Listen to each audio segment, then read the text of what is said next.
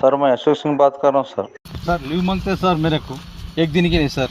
घर में प्रॉब्लम है सर, मेरे बेटी को बुक करा है सर, जाने के सर नहीं मिलेगा सर।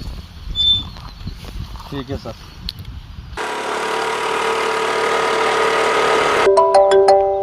హలో పప్పా నాని, వస్తున్నావా నాన్న?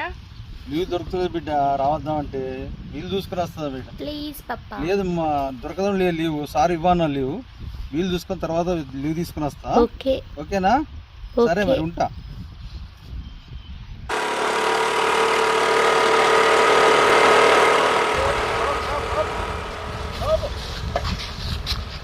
ఏజ్ ఎంత? 16 సార్. బండి నడిపే వయసేనా? కాదు సార్. డ్రైవింగ్ లైసెన్స్ ఉండదు, బండి నడిపే వయసు కాదు. బండి ఎవరిది?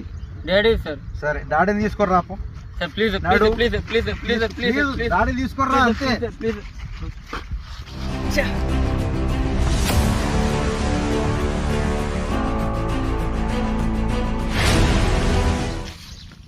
అరే ఏమైందిరా, గింత కోపం మీద ఉన్నావు? ఎవరి మీద? ఆ పోలీస్ నా బైక్ తీసుకున్నాడు, నాకు ఏజ్ లేదని లైసెన్స్ లేదని నా బండి తీసుకున్నాడు. ఆ పోలీస్ ఏదో ఒకటి వేయాలి. ఎందుకురా అలా అంటున్నావు? పోలీసు నీ మంచి గురించే కదా చెప్పేది. నేను ఎటు పోతే వాళ్ళకెందుకు, ఎట్లా పోతే వాళ్ళకెందుకు, నేను స్పీడ్గా పోతా ఆగమాగం చేస్తా, వాళ్ళకెందుకు? ఏం మాట్లాడుతున్నావురా? పోలీసులు పట్టుకుని ఏం మాట్లాడుతున్నావు? ఏం తెలుసు పోలీసుల గురించి? కరోనా టైంలో మీ కాలేజ్ నుంచి వస్తున్నాం. అప్పుడే మేము కాలేజీ నుంచి వస్తున్నాం. మాస్క్ పెట్టుకోరా అంటే వాళ్ళు పెట్టుకోలేదు, అది దూరం ఉండరా అంటే వాళ్ళు వినలేదు. అప్పుడే వానికి సడన్లా ఏదో అయింది. అప్పుడే మాకు అర్థమైంది కరోనా వచ్చింది.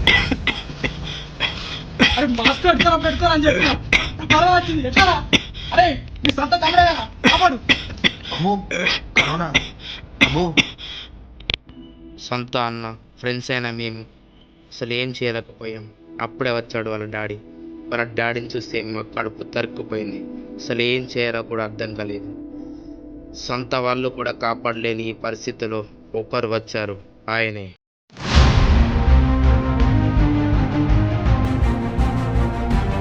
పోలీస్.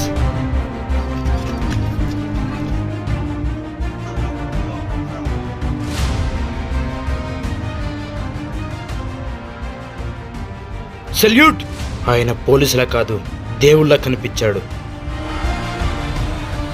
ప్రజాస్వామ్యం మరియు సమాజ పరిరక్షణ కోసం నిరంతరం పోరాడి ప్రాణాలు కోల్పోయిన పోలీసుల త్యాగ నిరతికి ఇవే మా జోహార్లు.